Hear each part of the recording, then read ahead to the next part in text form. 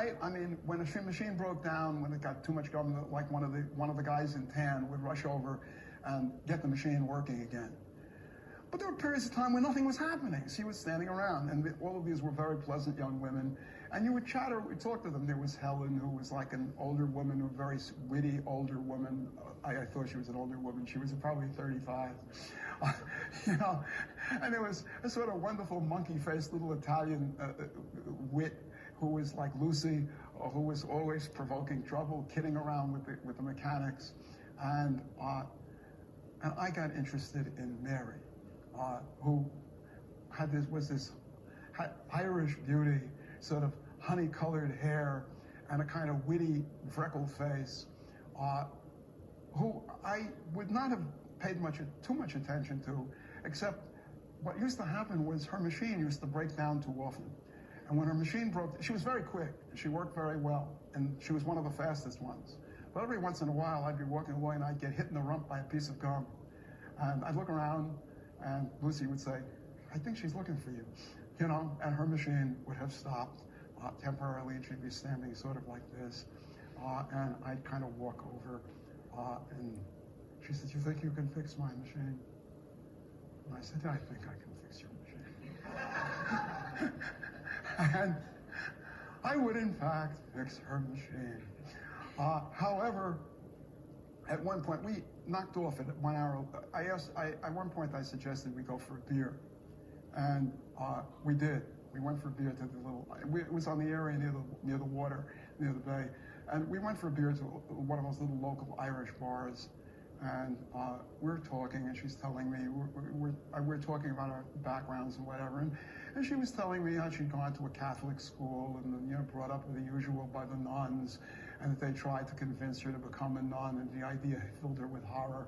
You know, the image of the black outfit made her shudder just at the idea of it. And her parents had wanted her to go to a good Catholic college in Brooklyn, but she looks up, she's very nervous. She looks to to the front of the bar. I said, "What's the matter?" She says, nothing. And I said, "Well, something's bothering you. You know?" She said, "Let's talk about something else." She's telling me, and finally she says, "Look," she says, "you know, I'm married." And she shows me her ring. I said, "Oh, I didn't know." She said, "It's not that." She said, "I'm separated from my husband. You see this scar?" She pointed to a scar over there. "He hit me with a beer glass, and it left this scar." She said, "I had to get rid of him. He was like a guy from the neighborhood who always we had a kind of crush on each other. He's a good-looking big guy, but he drank and he drank. And when he drank, he got violent. And I wasn't going to live with him, and that was it. But he didn't give up." She said, "Look, I had another boyfriend, and I was a good guy, a really good guy, an Italian guy who had an automobile shop. And Jimmy beat him up, and he died. Jimmy didn't try to kill him, but he didn't have control. And he's in jail for manslaughter. And I'm afraid. I'm afraid of his friends telling him that I'm with somebody else." I said, "Look, I can take care of myself. Don't worry about it." I said, "I'm not worried about Jimmy." She said, "I don't know." And we talked late into the night. And we hung out together for a while. We would hang out and we'd go for a beer and we'd talk. And we had lots of things to talk about. She really was a very smart, beautiful girl. And we'd hold hands. And we had no place to go. I had an apartment way up in Manhattan, and I was communicating there. She was afraid to go to her apartment. She said, like, she's afraid to go there because the landlady would notice, but also she's afraid some of Jimmy's friends would see us. That was their old neighborhood. So we used to go to late night movies. She had a taste for musicals, but we would go to see anything that was open that late at night. And we'd sit in the back feeling each other up, necking, and sort of like very sweetly holding each other's hands. And finally, I couldn't stand it any longer. I'm sitting there with my, my hand under her breast. She's got her hand in my lap, and I said, Mary, we've got to go somewhere. We've got to go somewhere. We've got to go somewhere. We've got to go somewhere. We've got to go somewhere. We've got to go somewhere. We've got to go somewhere. We've got to go somewhere. We've got to go somewhere. We've got to go somewhere. We've got to go somewhere. We've got to go somewhere. We've got to go somewhere. We've got to go somewhere. We've got to go somewhere. We've got to go somewhere. We've got to go somewhere. We've got to go somewhere. So we've got to go somewhere. We've got to go.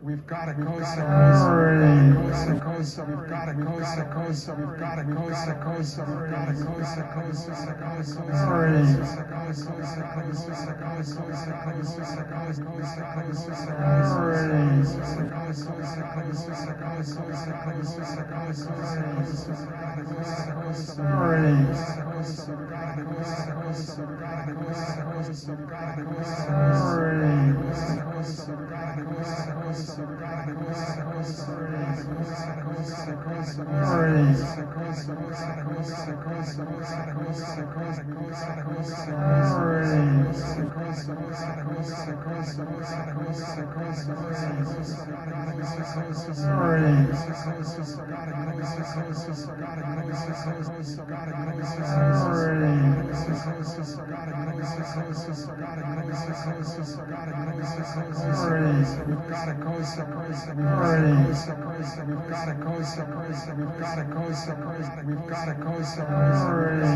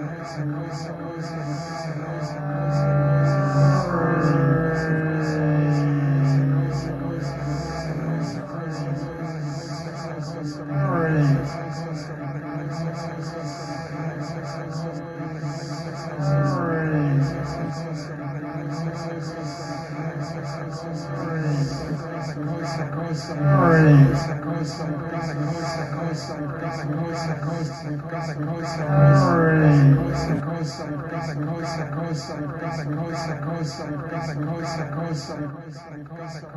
We've got to go somewhere. We've got to go somewhere. We've got to go somewhere. We've got to go somewhere. We've got to go somewhere. We've got to go somewhere. We've got to go somewhere. We've got to go somewhere.